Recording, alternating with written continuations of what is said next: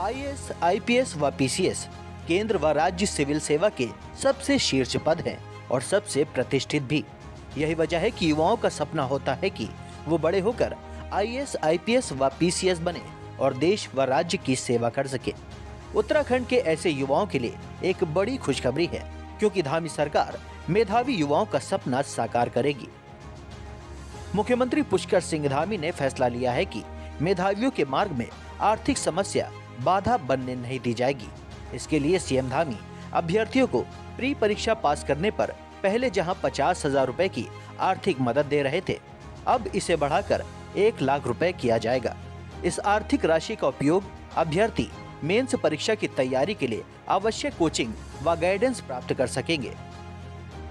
हाल ही में हुई cabinet meeting में इस प्रस्ताव को मंजूरी भी मिल चुकी है। अब इसके जल्द शासन आदेश जारी होने की उम्मीद है, जिसके बाद अभ्यर्थियों को लाभ मिलना शुरू हो जाएगा। क्या होता है सिविल सर्विसेज परीक्षाओं का पैटर्न?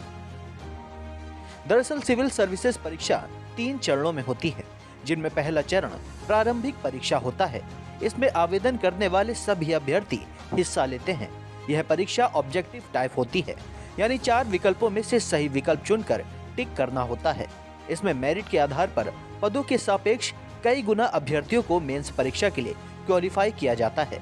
दूसरे चरण में मेंस परीक्षा होती है, जिसमें 6 से 7 विषयों की अलग अलग लिखित परीक्षा होती है। मेंस परीक्षा में क्वालिफाई करने वालों को तीसरे व अंतिम चरण यानी इंटरव्यू के लिए बुलाया जाता है। फाइनल सिलेक्शन के लिए मेंस व इंटरव्यू के अंकों को मिलाकर मेरिट तैयार की जाती है।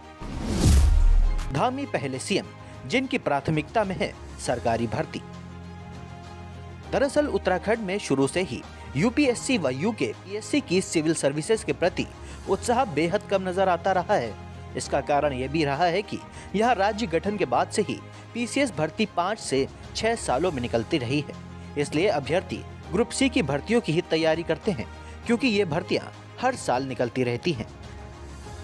मगर मौजूदा मुख्यमंत्री पुष्कर सिंह धामी ने सख्त नकल रोधी कानून 2023 लागू करके सरकारी भर्ती परीक्षाओं को पारदर्शी व जवाबदेह बनाने के बाद अब दूसरा बड़ा कदम उठाया है।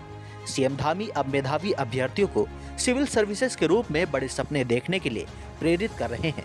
ऐसी पहल अभी तक किसी सरकार की ओर से देखने को नहीं मिली है।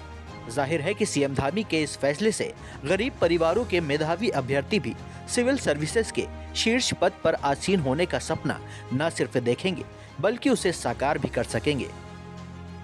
आपको बता दें कि सिविल सर्विसेज में 3 चरणों में परीक्षाएं होने के कारण गरीब परिवार के बच्चे इससे दूरी बनाते हैं, क्योंकि वो कोचिंग लेने में सक्षम नहीं होते। Bureau report, Dastak times.